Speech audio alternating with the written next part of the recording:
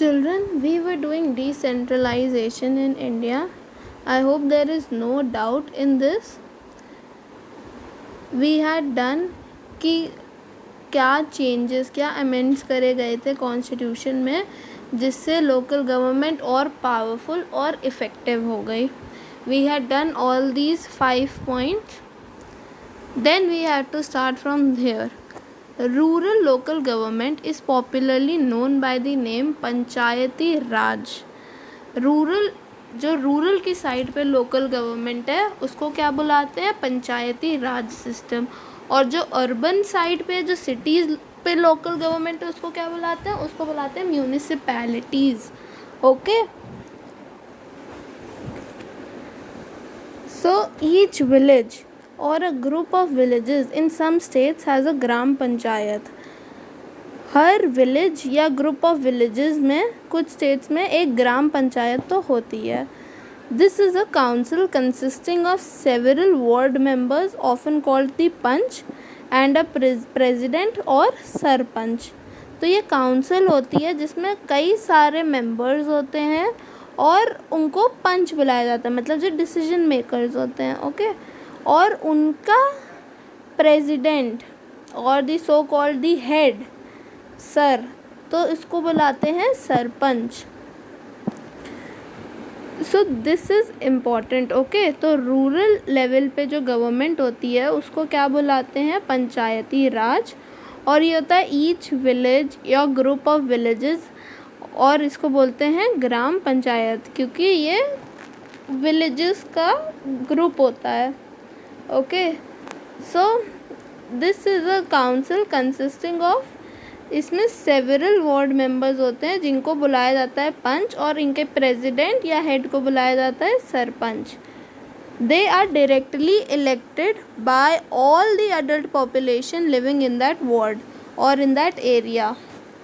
तो इलेक्ट कौन करता है, इलेक्ट करते हैं वहीं, डायरेक्टली इलेक्ट करते हैं वहीं की adult population of that area or village. It is the decision making body of the entire village. और ये जो बॉडी बनती है इलेक्ट होने के बाद, ये डिसीजन मेकर होती है पूरे इंटायर विलेज के लिए. The panchayat works under the overall supervision of the gram sabha. और जो पंचायत है that works under the overall supervision of the gram sabha. तो एक ग्राम सभा होती है जो सुपरवाइज करती है ग्राम पंचायत को. ओके, सो अगर एक एरिया की ग्राम सभा ले ली तो उसके अंदर जितने भी विलेजेस आएंगे उसमें पंचायत होंगी, तो उनको सुपरवाइज कौन करेगा, Gram Sabha. All the voters in the village are its members. और जितने भी वोटर्स होते हैं उस विलेज के वो सब उसके मेंबर्स होते हैं. It has to meet at least twice or thrice in a year to approve the annual budget of the gram panchayat and to review the performance of the gram panchayat. अब ग्राम सभा का क्या है, ग्राम सभा तो ऑल दी जो भी voters होते हैं वो उसके मेंबर्स होते हैं. और ग्राम सभा को कम से कम 2 से 3 बार एक साल में तो मिलना ही होगा, जिससे कि वो क्या करें, एनुअल बजट अप्रूव करें ग्राम पंचायत के लिए और उनकी परफॉर्मेंस को भी देखें. तो over here are the 2 important responsibilities of the gram sabha, that is to approve the annual budget of the gram panchayat. और दूसरा पॉइंट क्या है, to review the performance of the gram panchayat. Okay, so एक है performance के लिए और एक है एनुअल बजट के लिए. I hope that I am very clear till here. So let's review it again. Rural local government which is popularly known by पंचायती राज. ये ध्यान रखना कि लोकल गवर्नमेंट के आगे क्या लगा है, रूरल लगा है कि अर्बन लगा है. अगर अर्बन लगा होगा तो क्या आंसर होगा, म्यूनिसिपैलिटीज़. और अगर रूरल होगा तो पंचायती राज.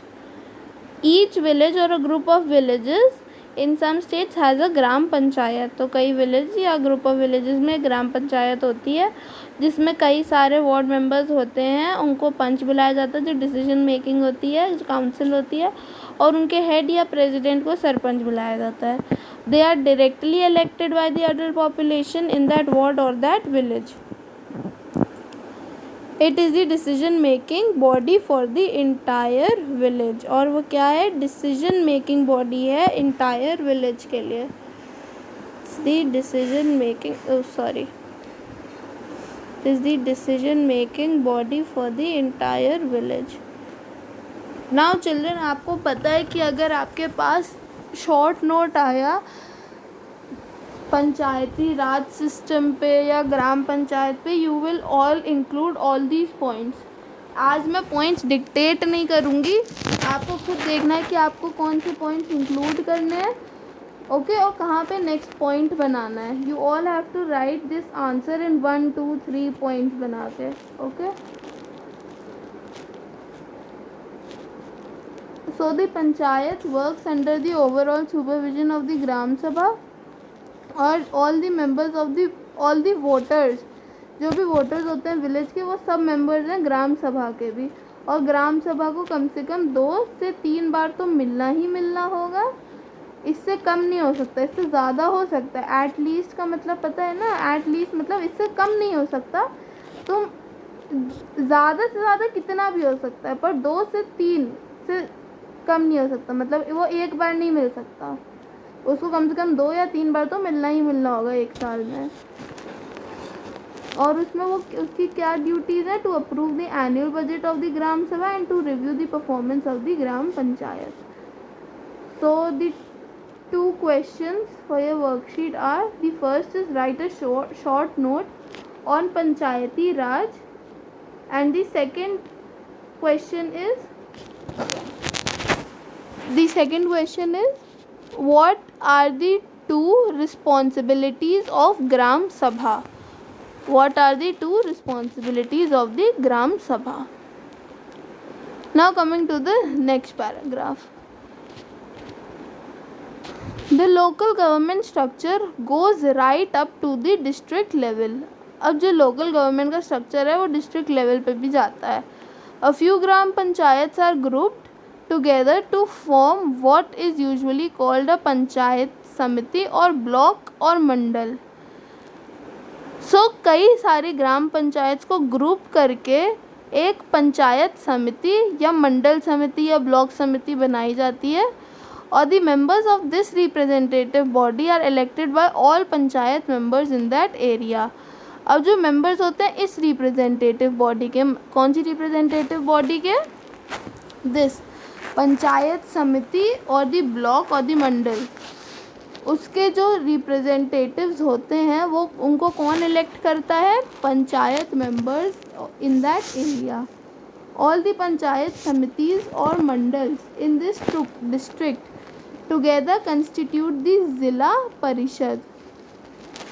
और ये जो पंचायत समितिज या मंडल्स होते हैं एक डिस्ट्रिक्ट में, उनको अगर इकट्ठा कर दिया जाए तो वो क्या बनाते हैं? ज़िला या डिस्ट्रिक्ट परिषद.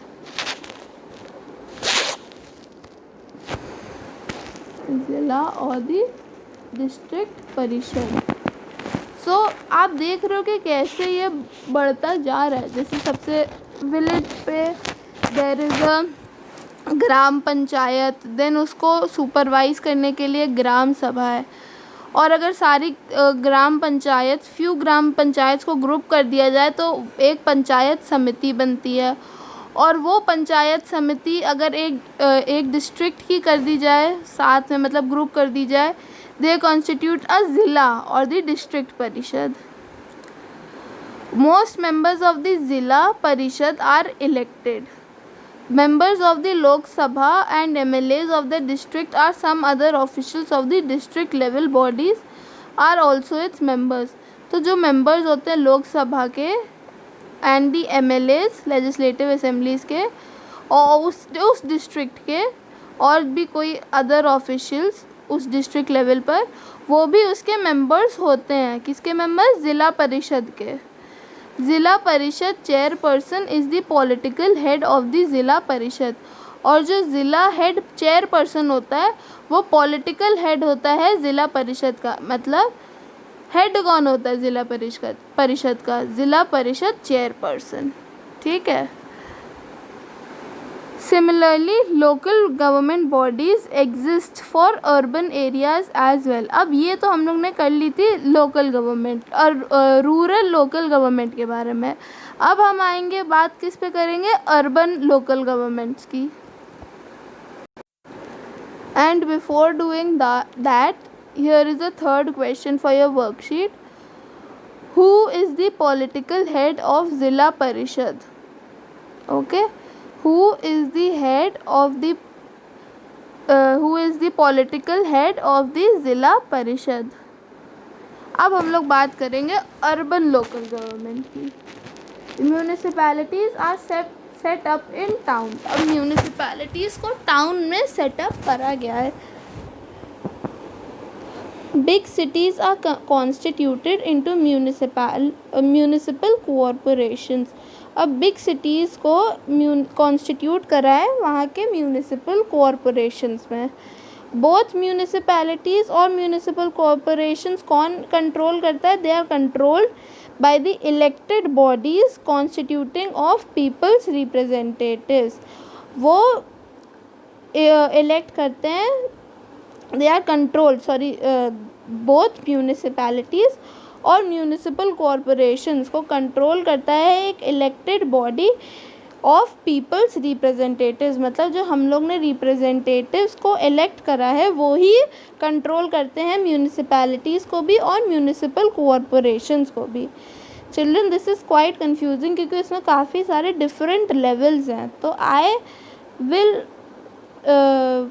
Give you an advice to make your own notes side by side. Okay, आप अपनी लैंग्वेज में लिख लो, हिंदी में लिख लो बगल में समझने के लिए. ओके, जब कोई चीज़ थोड़ी सी डिफ़िकल्ट होती है तो you right in your own language, क्योंकि बाद में आप हर बार तो जब भी आपको वो होगा कुछ तो आप हर बार तो वीडियो देखोगे नहीं, आप सेल्फ स्टडी करोगे. तो जब आप सेल्फ स्टडी करोगे तो वो पॉइंट्स आपको लिखे होंगे तो वो उससे आपको याद रहेगा, समझ में आएगा, आप कंफ्यूज नहीं होगे. Okay,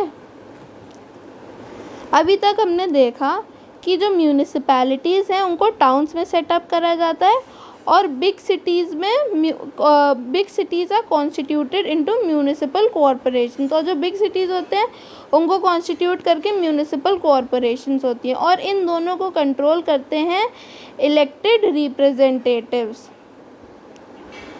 now municipal chairperson is the political head of the municipality. अब हमें ये पता है कि यहाँ पे अर्बन लोकल गवर्नमेंट में म्यूनिसिपैलिटी का पॉलिटिकल हेड कौन है? Municipal chairperson. और रूरल लोकल गवर्नमेंट में पॉलिटिकल हेड कौन था ज़िला परिषद का?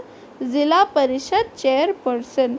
तो मतलब this chairperson term is important. In a municipal corporation such an officer is called the mayor. अब म्यूनिसिपल कॉरपोरेशन जो बिग सिटीज़ में होती है वहाँ के ऑफिसर को बोला जाता है मेयर. सो म्यूनिसिपैलिटी में पॉलिटिकल हेड कौन होता है? Municipal chairperson. और म्यूनिसिपल कॉरपोरेशन में कौन हेड होता है? ऑफिसर होता है जो सबसे सुपीरियर, उसको बुलाते हैं mayor. Okay, now this new system of local government is the largest experiment in democracy conducted anywhere in the world. अब ये जो न्यू सिस्टम है लोकल गवर्नमेंट का वो लार्जेस्ट एक्सपेरिमेंट था डेमोक्रेसी में जो कहीं पे भी लागू करा हो पूरे वर्ल्ड में. There are now about 36 lakh elected representatives in the panchayats and the municipalities etc. और अब तक 36 लाख इलेक्टेड रिप्रेजेंटेटिव्स हैं पंचायत और म्यूनिसिपैलिटीज़ में, मतलब लोकल गवर्नमेंट में, all over the country. This number is bigger than the population of many countries on the world. और ये 36 लाख ये तो इतना बड़ा नंबर है कि इतनी तो पॉपुलेशन भी नहीं है कई कंट्रीज़ की. Constitutional status for the local government has helped to deepen democracy in our country. अब constitutional status local government के लिए help करा है कि जो democracy की roots हैं वो और गहरी हो. It has also increased women's representation in and voice in are democracy, और इसने इंक्रीज़ भी करा है वुमेन का रिप्रेजेंटेशन डेमोक्रेसी में, क्योंकि वो जो चेंज आया था उसमें ये भी था ना कि 1/3 of the seats will be reserve for women. At the same time there are difficulties, अब साथ ही साथ कुछ डिफ़िकल्टीज़ भी हैं. While elections are held regularly and enthusiastically, gram sabhas are not held regularly. अब इलेक्शंस तो काफ़ी रेगुलर होते हैं और अच्छे से हो जाते हैं, पर ग्राम सभा इतनी रेगुलर नहीं होती हैं. Most state governments have not transferred significant powers to the local governments, और कई ऐसी स्टेट्स भी हैं जिन्होंने अभी तक ट्रांसफ़र नहीं करी है कुछ पावर्स लोकल गवर्नमेंट्स को. Nor have they given adequate resources, ना ही उन्होंने अभी तक सही रिसोर्सेज मतलब जिससे काम और फंक्शन पूरा अच्छे से हो सके उतनी नहीं दी है. We are thus still a long way from realizing the ideal of self-government. और अभी भी हम लोग मतलब रियलिटी में लाने के लिए इस आइडियल ऑफ सेल्फ गवर्नमेंट को अभी भी काफ़ी पीछे हैं. मतलब अभी भी हमें काफ़ी ऐसे सारे स्टेप्स लाने हैं लोकल गवर्नमेंट में कि ये सारे स्टेप्स भी फुलफ़िल हो सके. Now children, we have completed this chapter, but before ending this chapter मेरे को लगता है कि आप लोग को डाउट आएगा कि अभी तक स्टेट्स ने ट्रांसफ़र क्यों नहीं करी हैं पावर्स लोकल गवर्नमेंट को. अब you can see in the last point that the state governments are required to share some powers and revenue with local bodies. मतलब डिफ़ाइन नहीं करा गया है कि कितना शेयर करना है, कितनी पावर्स देनी है, कितना रेवेन्यू देना है. The nature of sharing varies from state to state, और जो नेचर है कि वो कितनी पावर और रिसोर्सेज देती है स्टेट लोकल गवर्नमेंट्स को, तो ये अभी बहुत वेरी करता है. तो इसीलिए जो स्टेट्स हैं उन्होंने अभी पूरी तरीके से कई ऐसी चीज़ें हैं जो लोकल गवर्नमेंट्स को नहीं प्रोवाइड करी हैं, जैसे पावर्स और रिसोर्सेज जितनी देनी चाहिए उतनी नहीं दी हैं. ओके, सो अभी भी हम लोग we are a long way from realising the ideal of self government.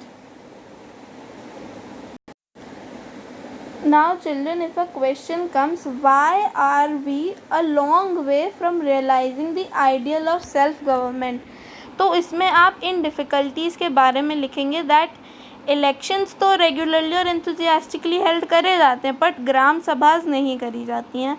State governments ने अभी भी कुछ पावर्स लोकल गवर्नमेंट को नहीं दी हैं. उन्होंने अभी भी कुछ ऐसी रिसोर्सेज हैं जो लोकल गवर्नमेंट्स को नहीं दी हैं, और इसी वजह से हम लोग काफ़ी दूर हैं from achieving the ideal of self government.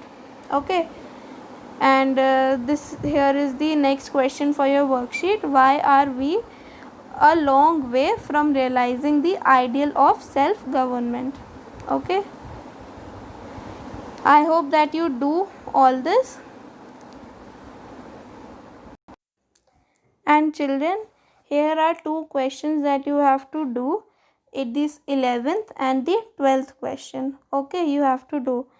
And children, please let me know that if you want to take a revision video of this chapter federalism. Okay, अगर आपको एक याली वीडियो रिविजन वीडियो भी चाहिए होगी, आई विल गिव इट. ओके.